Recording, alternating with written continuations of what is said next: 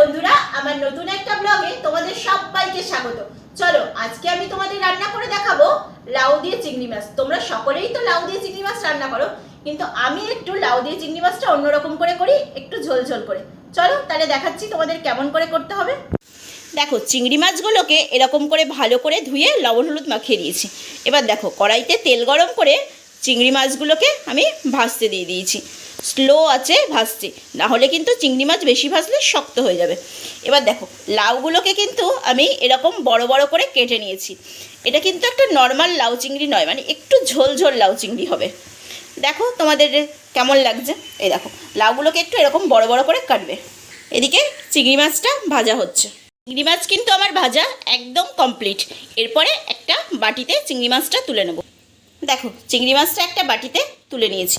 এরপরে দেখো, এই লাউটা কড়াইয়ের মধ্যে দিয়ে দিচ্ছি। দেখো, সমস্ত লাউটাই কড়াইয়ের মধ্যে দিয়ে দিলাম।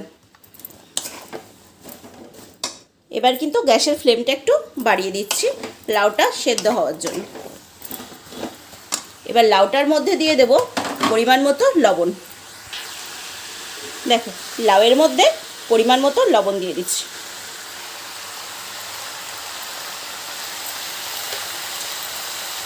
এবার দিয়ে দিলাম পরিমাণ মতো হলুদ গুঁড়ো। এবার দেখো, লাউটাকে একটু এরকম নাড়াচাড়া করে লাউটার থেকে সেদ্ধ হওয়ার আর জল বেরানোর জন্য লাউটাকে একটা ঢাকনা দিয়ে ঢেকে দেবো।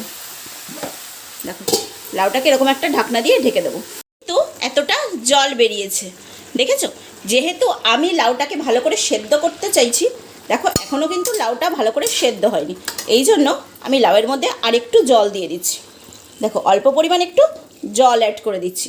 আর যেহেতু লাউটা চিংড়ি দিয়ে একটু ঝোল ঝোল টাইপের হবে, তার জন্য আমি দেখো একটু জল অ্যাড করে দিলাম বেশি করে। এবার আরেকটু কিছু সময়ের জন্য ঢাকা দিতে হবে, কারণ লাউটাকে কিন্তু ভালো করে সেদ্ধ হতে হবে। এখনও দেখো সেদ্ধ হয়নি। দেখো বন্ধুরা, আমার লাউ সেদ্ধ কিন্তু একদম রেডি, দেখেছো? এবার দেখো কতটা সুন্দরভাবে লাউটা সেদ্ধ হয়ে গেছে। এবার একটা পাত্রে লাউটা নামিয়ে নেব। দেখো, এবার পাত্রে লাউটা নামিয়ে নিয়েছি। এবার দেখো, কড়াইয়ের মধ্যে দেব আবার তেল। কড়াইয়ের মধ্যে তেল দিয়ে দিলাম।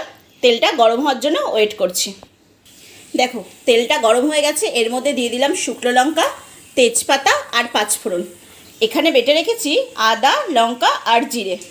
আর দেখো, মিক্সিতে টমেটো পেস্ট করে রেখেছি। এবার দেখো, আদা এটা একটু ভাজা ভাজা হয়ে গেলে তারপরে দিয়ে দেবো আদা বাটাটা।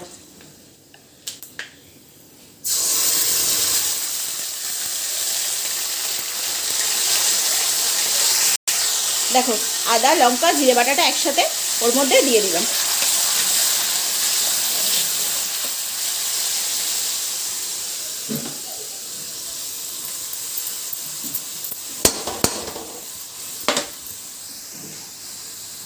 এবার দেখো, টমেটো বাটাটাও দিয়ে দিলাম। দিয়ে এবার এটাকে নাড়াচাড়া করব মশলাটা ভাজা হওয়ার জন্য। এবার দেখো, মশলাটা থেকে কিন্তু আস্তে আস্তে দেখো তেল ছাড়তে শুরু হয়ে গেছে।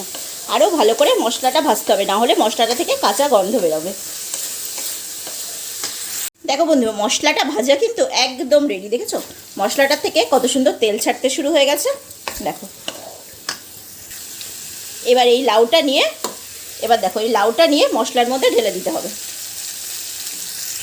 দেখো, লাউটা মশলার মধ্যে ঢেলে দিলাম, দিয়ে একসাথে মিক্সড করছি। এবার দেখো, যে চিংড়ি মাছগুলো ভেজে রেখেছিলাম, চিংড়ি মাছগুলো দিয়ে দিলাম।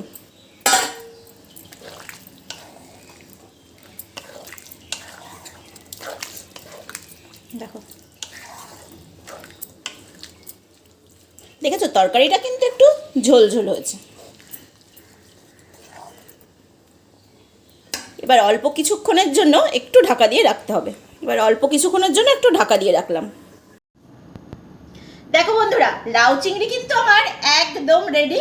কড়াই থেকে নামিয়ে নিয়েছি। দেখো, এইরকম দেখতে হয়েছে। এরকম দেখো একটু ঝোল ঝোল হয়েছে। দেখো, আমার রেসিপিটা কেমন লাগলো তোমরা কিন্তু অবশ্যই আমাকে কমেন্ট করে জানাবে। আর ভালো লাগলে তোমরা নিজেরাও বাড়িতে ট্রাই করো। লাইক, কমেন্ট, শেয়ার করে দিও।